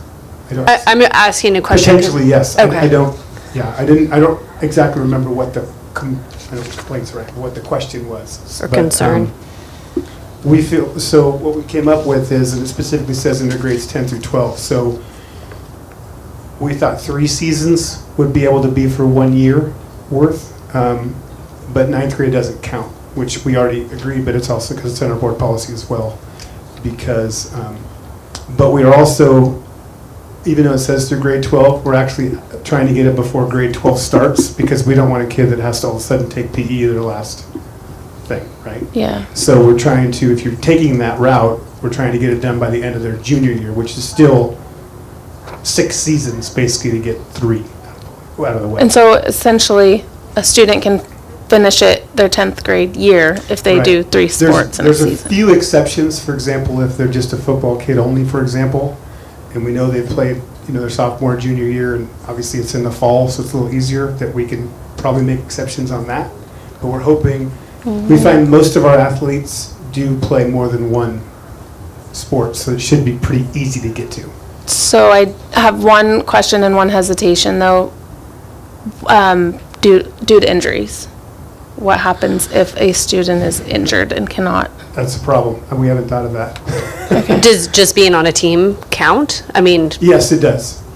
Being on the team does count. And- Because and- otherwise you can't really, it's be hard to differentiate that. Yeah. and then what about, so any sports they played during their freshman, ninth grade year would not count towards that? Right, because remember, they're still taking the freshman Right, PE course, okay. right? Correct, but they're going above and beyond by playing a sport. I know, but your board policy does not say that. Okay, And most of the, and I know he's outside, but most of the research he did with other schools is just like yours. Okay. They don't count the ninth grade year. Okay. Speaking as a former athlete, as a freshman, if you're playing elite competition, it doesn't make sense to me that you're still kind of considered not having to take that PE course. I mean, you're playing at a varsity level, multiple sport. I think that's enough physical activity for you, maybe you could take another elective rather than another physical. I believe PE is required their freshman year. Really? Yes. Oh my God, that's stupid. I mean, I do have to say, physical education, you're learning more than just badminton, different things like that. You are But learning it's also an educational another, component. in my opinion, you can also take something Understood. else. I mean, if you're, that's I like, don't believe we have that option. okay. But what about, so if they're taking the PE 10th or a sport their sophomore year and they take one the junior year, are they done or they still have to take it 3 years? Is it season or 3 year? seasons. Seasons. So you could, So you could be done by your junior. they could be done their sophomore year if they do 3 sports. That doesn't make sense because it should be like a Keeping them active long-term. I agree. Yeah, but that's. That's not what the board policy says, though. How do we? Can I? Well, you're the board. So We can change board policy. I would like to change that. Could we just obviously put that on future? Of course, yeah. Okay. Yeah, we could. I'll make sure. Well, no, you could do it right now because it's already on the. No, I'm sorry. it's not an No, action item. 'cause So, it's yes, not. Report discussion. Yes. I mean, if we're going to we're not making a big deal. If we're going to say taking athletics counts as a PE course, why don't we just make it a year thing rather than season? I don't know. That'll be my only opinion on that because. What do you mean by the year thing? Well, if Like every year you have to complete a season. A season, or every year you have to take some type of physical. You can't just be one season, 1 year, your sophomore year, and then you're done with physical activity. That's what I'm saying. I know you take your freshman year. That gives us an opportunity for having students to be active as well, longer. I don't know. I'm just throwing it out there. Right now, though, if It's they don't even do the athlete thing and they take PE first year and second year, they're done. Yeah. Okay. Right. So what we don't want, in my opinion, Right. is what we don't want to happen is we have to have them do more. Right. So we feel like 3 semesters or 3 teams, seasons is enough to be able to get a waiver. Or is it 2? Can you do? So I just stood up here because I figured you would want to talk to me. Well, first going back, freshman year, we also do a lot of health education, sex education, all that is kind of freshman year. So it's really important to have PE that freshman year. And so what Ms. Ramirez and I looked into is what other schools are doing in the county because it's ed code that I think if you complete sorry, Juana. Oh, Sorry. if you complete a sport, then you're eligible for the athletic waiver for your second year of PE. And so when we looked into other schools, what some schools do, if you complete 2 seasons of a sport, then you can waive out of your second year. And some schools are you complete 3 seasons of a sport, you waive out of your second year. And so Anna and I were talking, Anna the PE teacher, do we want to do 3 seasons and count what they do freshman year towards that? Or do we want to do 2 seasons, not count freshman year because they're in PE, And so if they do 2 seasons, their sophomore or junior year, then we would count that. And we would want to have them finish that by the end of their junior year, because going into senior year, it's very stressful to be like, oh yeah, I'm going to do basketball, but then they get injured, don't finish the season. Now all of a sudden they need to make up 10 units of PE in February in order to graduate. But that would require you guys sorry. to change Yeah. the board policy if you did the 3 with the 9th grade, because right now it says you can only do it in grades 10 through 12 in the board policy Yeah. for the waiver. Well, I just Which you can also, easily can, but I'm just saying, why don't you say that? I know right now, our high school, I don't think any of our sports have made cuts. I don't know. I don't think they have. In the past, they did. So this might promote a lot more kids trying out for sports, to where we might be in that situation where our sports teams are making cuts again. We're hoping this is going to encourage people to finish sports, that they don't have to have a second year of PE, where that frees up their Right. schedule to take more CTE or elective classes. And then it's like, okay, great, one of your 7 classes your sophomore year isn't going to be PE, but you need to finish 2 seasons of sports. So that's what we're hoping to encourage people to play sports, because after COVID, there's been a big fall off with sports, and we're struggling, and our football team was low on students, and our JV softball team barely has 9 students, so we're really hoping to encourage that. There was no JV basketball girls team. Yeah. I have a suggestion. Just keep in mind, she's still translating for me. I said that slow. Since this would be implemented next year, I know the board policy is already here, but the new schedule would be implemented next school year. I would suggest we see how it goes and see how our students are tracking with it, and then if we need to adjust after that, maybe we adjust our board policy or the 2 versus 3 seasons, or however would that be possible? Anything's possible. Well, I just want to encourage, because I am a proponent of teamwork and athletics, Yeah. not just academia, and physical activity. So I'm just trying to get our small town to have our Move. children move and play some type of team sport or So, something. but to that, are you thinking about changing it to include 9th grade, or what kind of change are you looking at? If it's up to me, if you're playing 9th grade level and you're part of the varsity team, that should definitely count as a physical education. I don't know what the task. A credit for a season. For a season. Gotcha. So you like the 9th grade included and then 3 seasons, more than 10 and 2, or 10th grade above and 2 seasons? Because most likely, if you're already playing varsity in 9th grade, you're gonna continue that. Yeah. And if we sport. did that, board, we would have to change our board policy, because our board policy says 10 through 12 to be able to be included, so we just. This is just trying to work to ideas. see I'm what just- everybody else does, basically. Yeah, okay. To clarify, you're speaking to a 9th grader playing at a 12th grade level, Level, not not just just a 9th grader the playing fan at of- a junior yeah, or a freshman. yeah. So I think so that then you're- yeah. because it still promotes you to, do all that, keep kids in physical education. But I just have a sense of, if you're already doing so much already as a 9th grader, there's no need for you to be penalized. Oh, Right. not penalized, but Just one word of Yeah. caution though on that, Oh, though, is that the health. if my kid's a freshman and they don't pull him up to varsity, that's not my choice, right? So I'm now gonna be upset at Mr. Harper because my kid's not playing varsity and he doesn't get a chance to be able to do that. So I wouldn't suggest we do that. It We puts can a certainly do limit whatever and you want, makes it but inequitable. I would suggest we do it because that's gonna bring up some real problems. one, it sounds like we're already limited with 9th grade being required anyways for PE. So with a freshman be playing at a varsity level, they're most likely going to continue to play anyways. So I don't know if that would be. I don't know, I'm just throwing.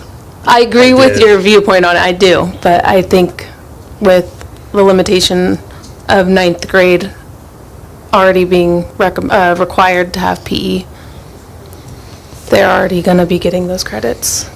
And I think the 10th through 12th and 2 is it's doable for most kids. Because we don't want to make it such that it's going to be a burden for kids to get it through. Is it 2 seasons or 3 seasons? Right now, we're saying 2. Oh, okay, sorry. Without including 9th grade, right? Right, without okay. including 9th grade. And even though you say 10 to 12, we're not really including 12. Because if someone says, oh, I'm going to play football, that'll be my 3rd season, but then they don't finish the season, now all of a sudden they're a senior and a bunch of freshmen, or they're doing a credit recovery, which, it's like, so we want to get things wrapped up by the end of their junior football, year. you can do it twice and be done, right? Right, Does your it- sophomore, junior. So could we change the language? Well, what it comes down to is we need to, are we in agreement though that we want to put this, I know it's out of order, but as a future? It's already on there. It's already Oh, okay. We're not changing it right now. Sorry, I'm so not, yeah. We're just discussing. discussed. Okay. Then should we change it to 10, 11? Does- 10 through 12?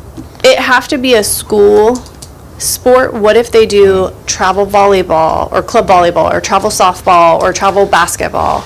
I think that would be hard to validate, though. Yeah, Okay. it's privatized, it's Currently not, you says know what I mean? school-sponsored interscholastic athletic. And then on top of that, money, you know what I mean? Like, when we get into it. And how do you, I think when it's- they're Go ahead. in PE taught by our teachers, they're evaluated or graded. How would they be evaluated or graded based off of playing a school sport to be counted? Attendance.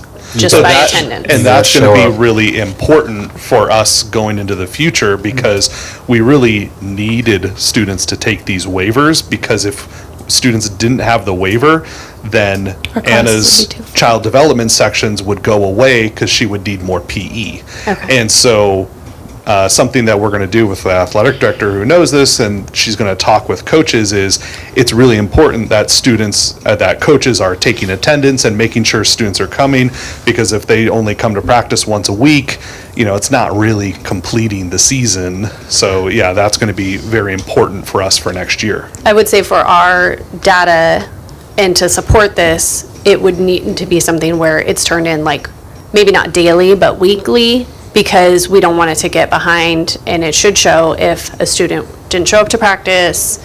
Yeah. Well, maybe not necessarily turning in attendance, but like when I was in high school, we had a contract we had to sign with our coaches that had a whole abundance of things, and if you've violated it, you were off the team. So if a student if we enforce that, contracts with our students, our coaches from coaches to students, and all of a sudden a student is no longer on the team because they violated their contract, then we know They're in PE. they're not, they're going back to PE. Next year. Right. So that's what what we're going to be kind of working out over the summer. How is this going to work? So when we come to fall, that coaches know that, hey, attendance actually matters because they're getting high school credit by Yeah. actively participating, not just casually. Okay. Thank you. Thank you. Yes, thank you. Okay, now moving on to R5, Youth Truth Survey results. Yes, if you remember last time, we forgot to add the comprehensive for the district too, so that's in there. And again, it's pretty self-explanatory. So it's just a matter of getting it to you guys. I'm sorry I didn't put this one on the last one. So if there's any questions, we can certainly ask or answer. Go for it. I have no questions. Neither do I.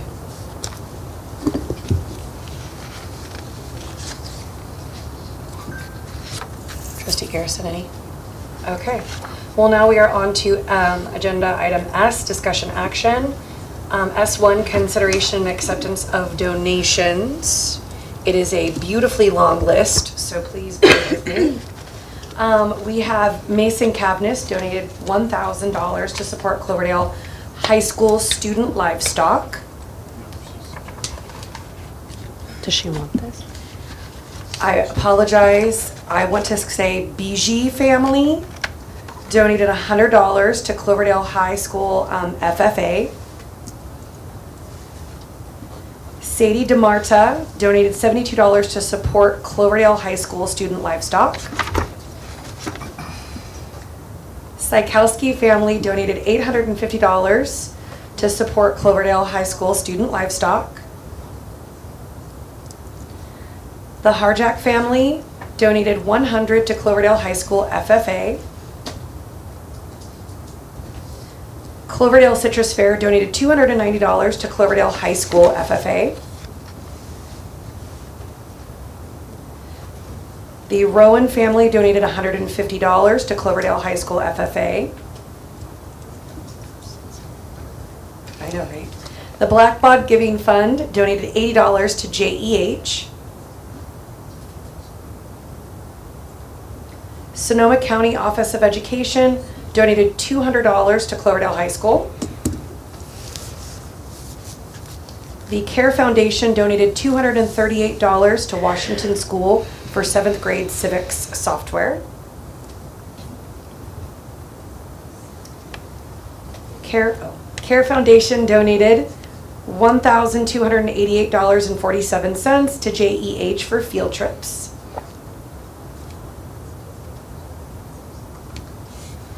CARE Foundation donated $806.38 to Washington School for library books.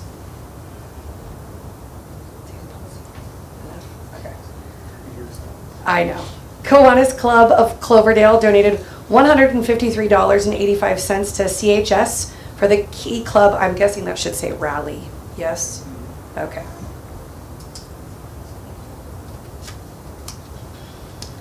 The County of Sonoma donated $1,388.50 to Jefferson School for field trips. So thank you to all of you that donated. We greatly appreciate it. And do I have a motion to approve? I move to approve the acceptance of donations. Okay. Trustee Lopez White makes a motion. Do I have a second? I'll second. Okay. Trustee Ogamian seconds. Preferential is absent. All those in favor say aye. Aye. Aye. Any opposed? Okay. Now, on to consideration and possible approval of resolution 225-18, urging the California Department of Education to fulfill its obligations under Senate Bill 1315 and to prioritize the needs of small school districts. So what this is that the California Department of Education has been promising small school districts to streamline some of the plan processes. Right now, no matter what size school you are, whether you're LA Unified or you're Kashaya, you have to do the same amount of plans to report to the state. Clearly that is a disproportionately effect. So what this does is this basically says that the Small School District Association is, which we belong to, is basically trying to get small districts, which small district constitutes under 2,500 students, to basically force the legislature to do what they already passed they were going to do. Some of you that have been on this board for a while understand that we have every cent we get seems like it comes with a plan. So, which is great, but it's taxing because we don't have the amount of, most school districts our size don't have the amount of resources and personnel to be able to even keep up with that. So this is basically just a resolution that basically says, hey, stick to your guns and try to figure out what's going on with, and help us basically become More functional. yeah, exactly. So I don't know if it'll do any good. But this is something that small school districts, and I know I've only been here for my second year, but even my previous district, it's not fair of the amount of work that we have to do comparatively speaking. Well, and I will say, like, let's say for instance, since I teach in Santa Rosa City Schools, the amount of DO personnel that they have being able to do everything that's being asked is quadruple what we have here, so no, the And idea again, of asking us. we're not asking anything that already Exactly. isn't in law. We're just trying to Exactly. say we need you to prioritize what's going on. So we're kind of reaffirming what's already in law for that part. This doesn't really have any bearing on any kind of board policy or our district. It's just saying that we want you to do that. So So any other questions, comments before, or does someone have a motion to approve? I move to approve Resolution 225-18, urging the California Department of Education to fulfill its obligation under Senate Bill 1315 and to prioritize the needs of small school districts. So I have a motion by trustee Garrison. Do I have a second? I second the motion. Okay, trustee Zekowitz seconds. Preferential is not here. All those in favor? Aye. Aye. Any opposed? Okay. So now moving on to S3, consideration and possible approval of 2025-26, declaration of need for fully qualified educators. This is something we've done every year this basically just allows us to be able to hire people if there's anything that might happen, to somebody throughout the year. So it allows us to be able to hire people maybe with a, not a full credential necessarily. Maybe they're doing an emergency credential or some sort of a, university type credential and things like that. So that's just and this is probably going to happen every year. It just allows us some flexibility. Yeah. So any questions, comments, or do I have a motion? I'll move to approve 2025-26, declaration of need for fully qualified educators. Okay, so I have a motion from trustee Lopez White. Do I have a second? I'll second. Okay, trustee Zekowitz is my second. Preferential is absent. All those in favor? Aye. Aye. Any opposed? Okay, now moving on to future agenda items. We have T1, Board Policy 6142.7, Physical Education and Activity. Does anyone have? Need to bring it back? Or are we going to change? Well, we'll Potential still bring it discussion back, on but my policy question is, change. do you want me just to bring it back how it is, and we can kind of make some changes if we want to? Or do you want me to try to incorporate some of the stuff we talked about? Probably easier if we just brought it back regular, then we start looking at it. Yeah. Yeah. So know that when you get your packet, start looking at kind of maybe some things you might want to change in that to kind of come with. Does that make sense? Yep. So, Come prepared. I didn't mean to say that, but I would love to add as a future agenda item, the discussion of a safe haven policy. I think that would be good to have more public input as well as discussion from the board as well. So I'd like to add that as a future agenda item. It's a resolution. Oh, yes. Okay, so resolution, sorry, not policy. Okay. Any other future agenda items that we'd like added?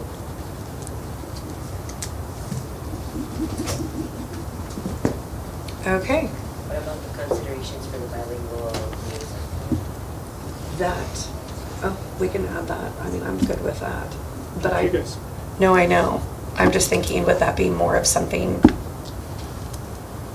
that we would want to discuss? We don't discuss personnel. It's personnel, so. Yeah. And they have a job description. Okay. And whoever was hired based off of that job description. Okay. So is that really even board jurisdiction? Can I ask that? That's what. Because I feel it is more personnel and not. It's always board jurisdiction, but it would not be for open session, Okay. which we can't discuss in open session, but we can certainly, if the board so chooses, there's a way to be able to put stuff in the closed session agenda. Okay. Well, then do we want to put it in closed session agenda? We wouldn't discuss that here. Of course. Sorry. I'm so sorry. My brain is a little bit gone right now. Okay. What So about a policy regarding student? I'm sorry, only because of not public comment and whatnot at this moment. It would have to be something generated from board members at this time. But yes, you are free to email us because we do not set agendas until until about a week out whenever we get our packets. So if any of you would like to email us any further discussion items, please feel free to do so. It was part of the letter. I move to adjourn Okay. at 7:59. Okay. So we have adjournment at 7:59, motion by trustee Garrison. Do I have a second? I'll second. Okay, trustee Ogamian seconds. Preferential's absent. All those in favor? Aye. Aye. Any opposed?